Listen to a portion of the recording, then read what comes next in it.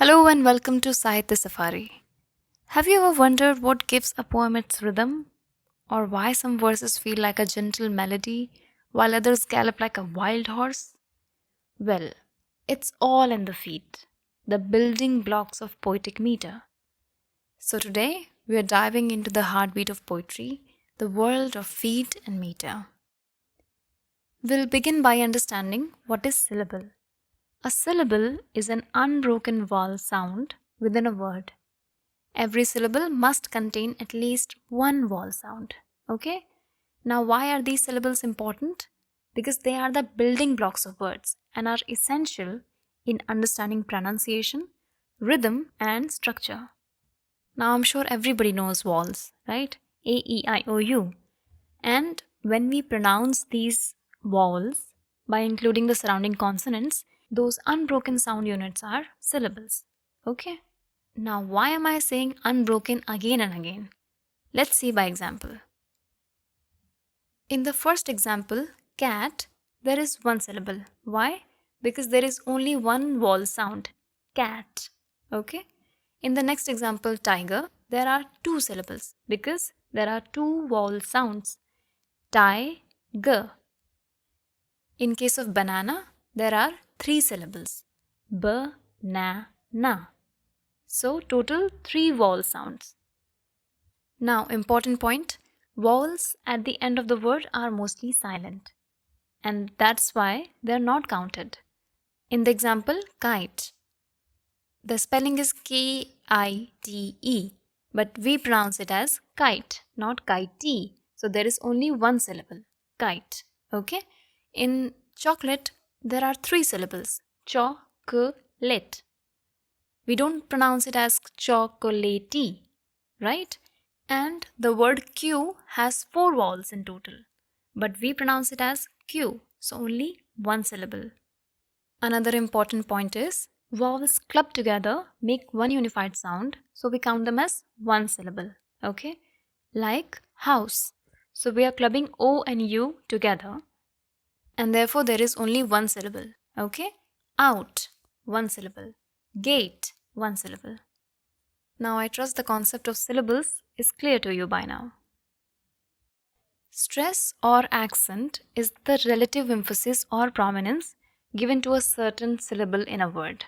In short, whenever we pronounce words, we give stress to certain syllables and some syllables are unstressed. Okay? So, for example, in the word music, the bold syllable mu is stressed. Okay? And zik is not stressed. There are two syllables here. In other word, wisdom, there are two syllables. Wisdom. The syllable wiz is stressed and dum is not stressed. Likewise, in bamboo, we are stressing on bam.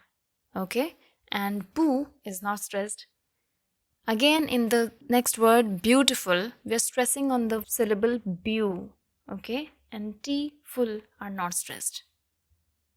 Acha, there is very important point here that prefix and suffix are not stressed ever. Okay? Only the root word is stressed. Let's see the example. In the word impossible, im is the prefix. So it will never be stressed. And how many syllables are here? 4 syllables. Impossible. Right? So im, which is prefix, will never be stressed. Only the syllable in the root word will be stressed. Okay? Like pause. In the next word, unhappy, we are not stressing un, we are stressing ha, right? Unhappy. Similarly, in the word mindless, less is the suffix and it will never be stressed. Only the root word will be stressed, like mind, right? Now let's see what a foot is. And no, यहाँ पे पैर की बात नहीं हो रही है. It's another kind of foot, okay?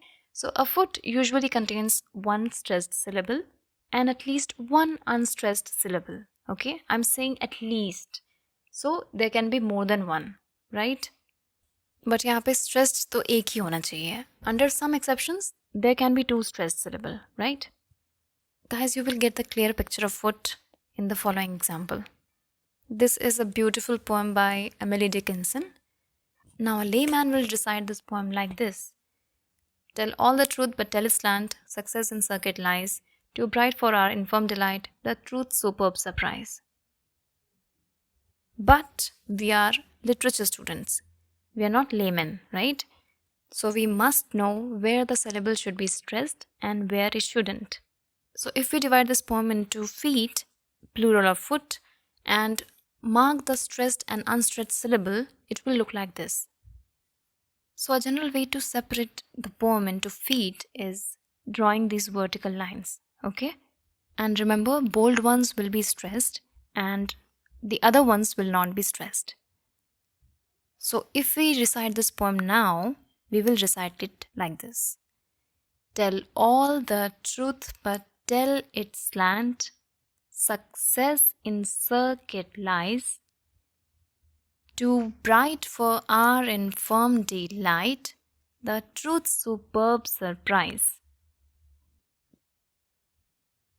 Guys, you must have noticed a certain rhythm. This is the beauty of accent, okay? See the next example. My puppy. There are two syllables. Puppy, right? So pup will be stressed. My puppy punched me in the eye. So not only the poems, any prose can also be divided into feet and accent. अब feet भी काफ़ी तरह के होते हैं. So there are disyllabic feet and there are trisyllabic feet. In disyllabic feet we have iambic feet, trochaic, spondy, pyrrhic, right? And in trisyllabic we have anabist, dactylic, amphibrach. Let's see each one by one, okay? Okay, so first we will learn about iambic meter or iambic feet. ये जो side में lines दिख रही हैं, this is not Morse code, okay? This is how an accented or unaccented syllable is depicted, right? तो ये जो बड़ी लाइन है that is unaccented, ये जो खड़ी लाइन है that is accented or stressed, okay? So what is an iambic meter? It's a two-syllable metrical pattern in which one unstressed syllable or unaccented syllable is followed by a stressed syllable or accented syllable. An iamb has a rhythm that goes like da-dum, da-dum, da-dum, and it works really well for many writing styles and topics. So why is an iambic meter so popular in English poetry? It's popular because of its versatility and its ability to mimic the natural rhythm of speech. Okay?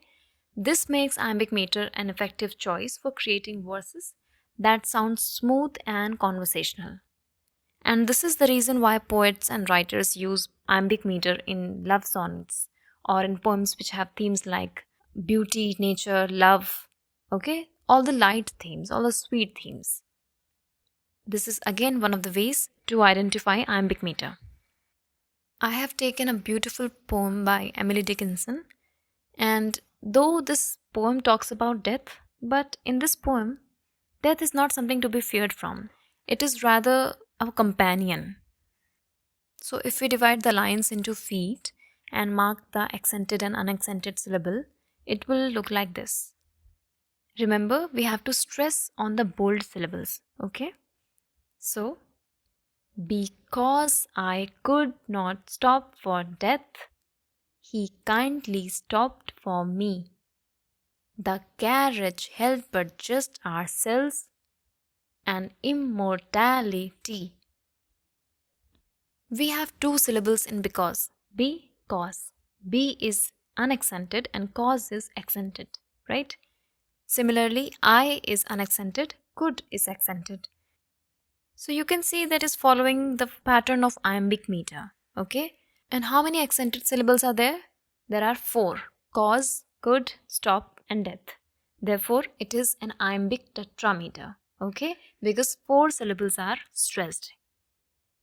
In the next line, we have 3 accented syllables. Kind, stopped, me. Therefore, it's iambic trimeter, okay? Again, in the third line, we have 4 accented syllables. Care, held, just, selves, right? Again, it is iambic tetrameter. Please remember that first we have to separate them into syllables. Then we have to group them into feet, and then we have to mark them into accented and unaccented syllables. This is a proper way for identifying the type of meter used in the poem, okay? By the way, what are we doing right now? We are scanning the poem, and this process is called scansion, okay? The next example is Sonnet 18 of Shakespeare, a renowned sonnet by Shakespeare. So when we count the number of accented syllables here, there are 5 accented syllables. So therefore it is iambic pentameter. Very versatile meter. A meter which is used mostly in love sonnets. Next we have is trochaic foot. So trochaic foot is often described as having a falling rhythm, right? This refers to the fact that stress comes first and then it falls off into the unstressed beat. कैसे? पहले एक accented syllable आएगा and उसके बाद एक unaccented syllable आएगा. Therefore, it is just opposite to the iambic meter, okay? Which has a rising rhythm. अब ये मीटर ऐसे नहीं बनाए गए हैं कि भाई किसी का राइजिंग हो जाएगा, किसी का फॉलिंग हो जाएगा. There is a sense in it. There is a proper reason behind it, okay? Its falling rhythm imparts a sense of grim, restlessness or sorrow like a mournful wail. ठीक है? जब भी कभी डार्क टॉपिक्स की बात होगी like death, sorrow, restlessness, तब poets or writers use trochaic feet. Let's see the examples. These 2 lines are from the famous poem The Raven by renowned American writer Edgar Allan Poe. And we all know what Poe is famous for.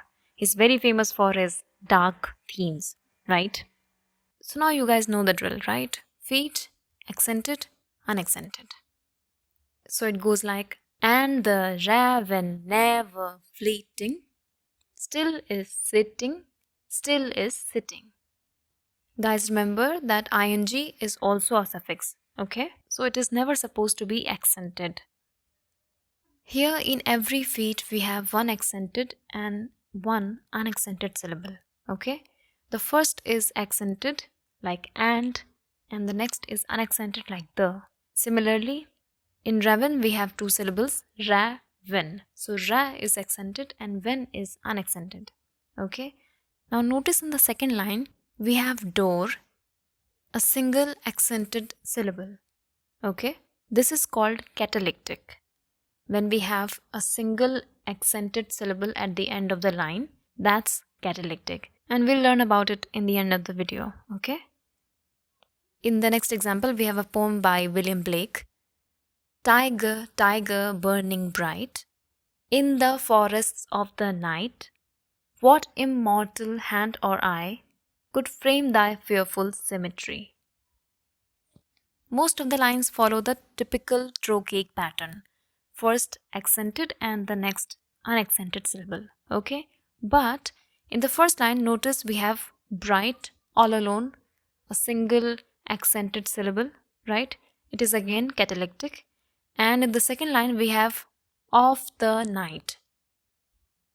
So of the are unaccented and night is accented. This is an anapest which has 3 syllable, and we will learn about it in the trisyllabic feat, okay? So guys, can you notice something weird in the third line? What immortal hand or eye? Now in the third feat we have or I. Or is unaccented, I is accented. And what kind of feat is this?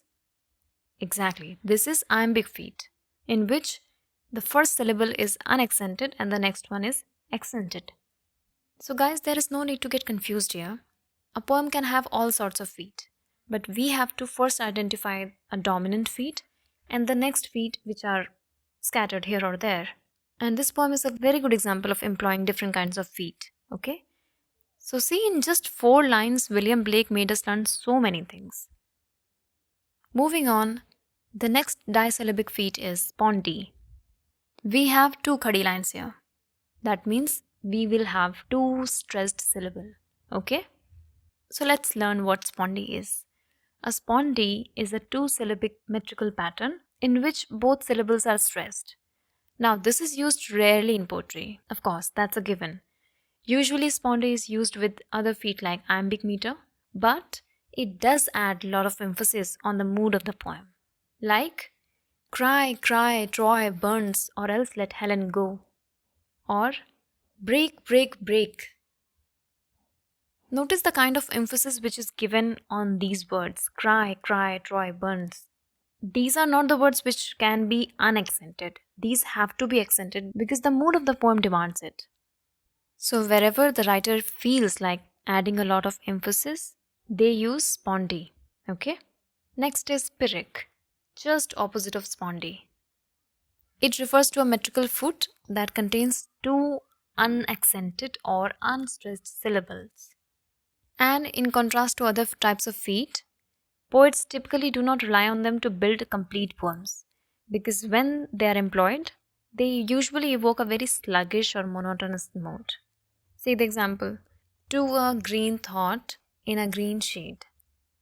So, to a, in a are pyrrhic. Okay? These cannot be accented in any way. So, this is all about pyrrhic. Now we have trisyllabic feet, and the first one is anapest. So, an anapest is a three-syllable metrical pattern in which two unstressed syllable or unaccented syllables are followed by a stressed syllable or accented syllable. Okay? So it has a rhythm like da da dum da da dum. Okay? Which creates a lively and flowing feel, which is perfect for playful poems like limericks and children's stories. Unlike the steady heartbeat of iams, which is da dum, anapests stretch out the time between stressed syllables, making the accented beats stand out more, which adds to the poem's rhythmic charm. This is a very important point, guys. The time between accented syllables in anapest is more than iambic meter or maybe in trochaic meter. Okay? It gives a feeling that we have all the time in the world. So most anapestic poems are playful poems. Another important point is anapest comes naturally with iambic foot. That's why it is used mostly with it. Because the pattern is almost same. There is only one extra syllable which is unaccented in anapest. Okay? This poem is written by Edgar Allan Poe. Though he is a master of dark themes, but this is a ballad. And what's a ballad? It's a romantic song. The poem does have dark elements, but because it talks about love, Poe has used anapestic meter. Okay? So when we do what we are supposed to, it looks like this. Notice we have three syllable in one feet. Okay? So it goes like, it was many and many a year ago, in a kingdom by the sea, that a maiden there lived whom you may know by the name of Annabel Lee. So it is following the pattern of anapest, right? But you must have noticed something else. In the end of the lines, like in the first line, ago, the sea, may know, bell Lee, we have iambic meter. Okay? And what did we learn previously? Anapest goes naturally with iambic feet, right? Notice something else. In the third line, we have den there. What is it? It's a pyrrhic. Similarly, in the next example, I am monarch of all I survey. My right there is none to dispute. Can you notice the rising rhythm of these lines? Because an iambic meter and anapestic meter both have rising rhythms. Okay, please remember this fact. Now we have dactylic. A dactyl is a three-syllable metrical pattern in which a stressed syllable or accented syllable is followed by two unstressed syllables. So the rhythm goes like dum da da dum da da dum. Okay, which has a weighty and grand quality, making it particularly suitable for serious poetry centered around themes of war, conquest, and loss. And that is the reason this feat has been used in the epics like Iliad, Odyssey, Aeneid, so on and so forth. Can you tell me how dactylic feat is similar to trochaic feat? Right, both have falling rhythms, and that's why they are similar and connected. In trochees, we find themes like restlessness and fear, and in dactyls, themes of war and loss emerge. So, kind of similar, right? And that is the reason they complement each other naturally. The above lines are by Tennyson from the poem The Charge of the Light Brigade. It's a poem about Crimean War. Let's see the pattern here. stormed at with shot, and shall boldly they rode, and well into the jaws of death, into the mouth of hell rode the 600. Doesn't it sound like a marching infantry? It does, right? That's what a dactylic feat gives the feel of. And notice in the last line, we have a trochaic feat. 100, only 2 syllables. Moving on, we have amphibrach. Now, amphibrach has a different pattern. It occurs when one stressed syllable is placed between 2 unstressed syllables. Okay? There will be one accented syllable between 2 unaccented syllables. We can easily identify amphibrach in these lines. Had we but world enough and time, this coyness lady were no crime. We have something else with amphibrach here, and that you will tell me in the comment section. Okay?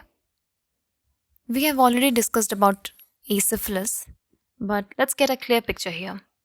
Acephalous lines occur when first stressed syllable is omitted. Omitted means that is not counted. Usually this happens when the poet wants to change the mood of the poem or conclude it. Let's understand this by example, okay? The time you won your town the race, we cheered you through the marketplace. Man and boy stood cheering by, and home we brought you shoulder high. What is the dominant feat here, or the dominant meter? Comment down below. But notice in the third line we have man, which is accented syllable. It cannot be unaccented. Okay? And that is what acephalous line is. Because we are not counting man in the dominant feat. Okay? Next is catalectic. Catalectic lines occur when a stressed syllable at the end of the line is omitted. Okay? Like, in these lines we have a typical trochaic meter, but in the second and fourth line we have single accented syllables like bed and head.